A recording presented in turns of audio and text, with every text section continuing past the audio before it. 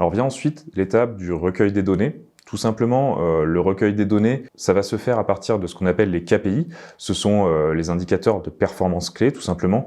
Ce sont des variables chiffrées qui permettent de mesurer l'efficacité de tel ou tel outil. Donc, en prenant ces KPI et en étudiant ce que vous avez fait jusqu'à présent, vous serez en mesure de voir quelle a été votre efficacité et justement de mettre en place des mesures pour vous améliorer. Alors, quels sont les différents KPI qu'on peut étudier?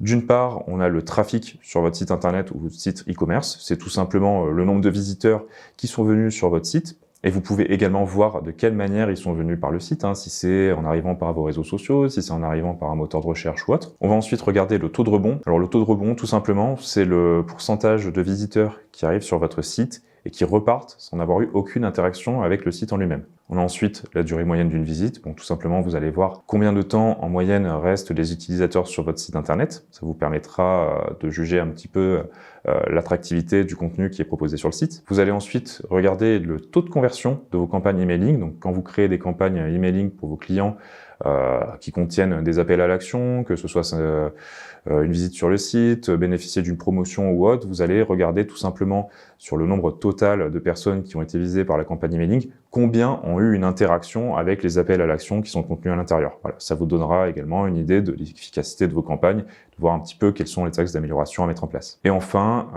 le dernier KPI qu'on peut retenir et qui est important dans le cadre d'une campagne de marketing digital, ça va être tout simplement le taux d'engagement sur vos réseaux sociaux.